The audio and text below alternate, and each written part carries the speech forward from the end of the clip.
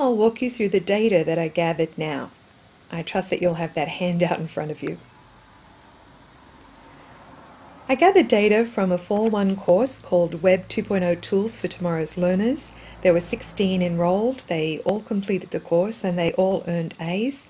14 students completed the evaluation that I asked them to complete, and 14 of those students are K-12 teachers. I created the survey using Google Forms, which is part of the Google Docs collection, and I went into my Google Drive, clicked Create, and then created the form from there. The survey looked like this, and I asked them for each of the 42 tools that we examined to rate that tool, and I said that if they rated it with a 1 they thought the tool was rubbish, and if they rated it as a 10 they thought the tool was wonderful.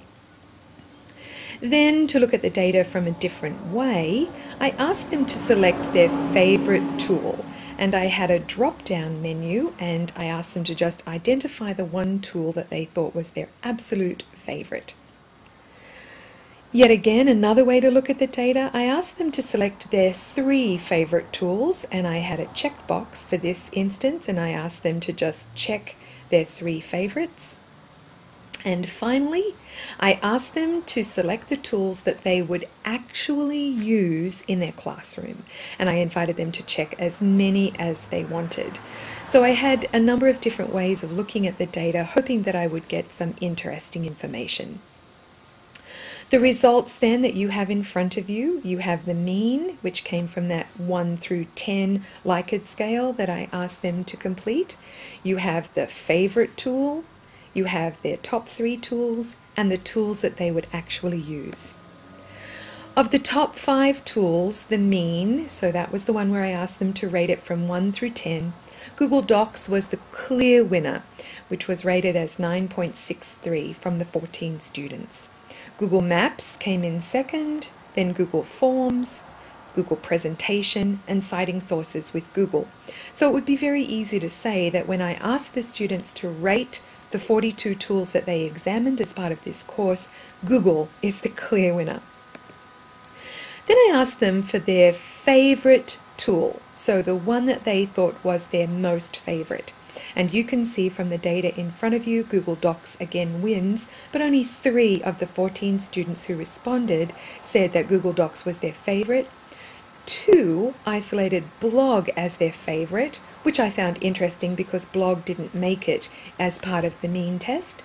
And then Jing, Furly, Pinterest, Picture Bookmaker, Google Sites, Google Maps, Flubaroo, Edmodo, and Twitter all earned 1 vote each. So you can see that we had some different information coming through there.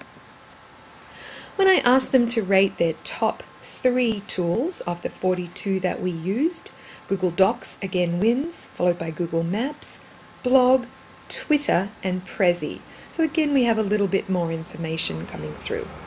And finally, when I asked them about the 5 tools, when I asked them about the tools that they would actually use, Docs wins again, Forms, Maps, Blog, and Prezi. So I think we have some pretty interesting information there. The way that I ran this course was, rather than using weekly work or modules, which we've done in the past and you probably use in your classes, I asked them to complete a task every day. There were no papers, but every day I wanted them to explore one Web 2.0 tool. So there were 42 days and they used 42 tools, and then I asked them to evaluate which they'd use and which they'd pitch. And that's the information that we've just examined. I did warn them that as part of any graduate class that I expected them to devote at least 12 hours per week to in-class and out-of-class activities, and I gave them Sundays off, sort of, because I gave them a bigger task to complete on Saturdays. So we'll take a look now at the 42 tools that I examined, and then we'll hone down to those 5 that I considered to be the ones that were their favorites.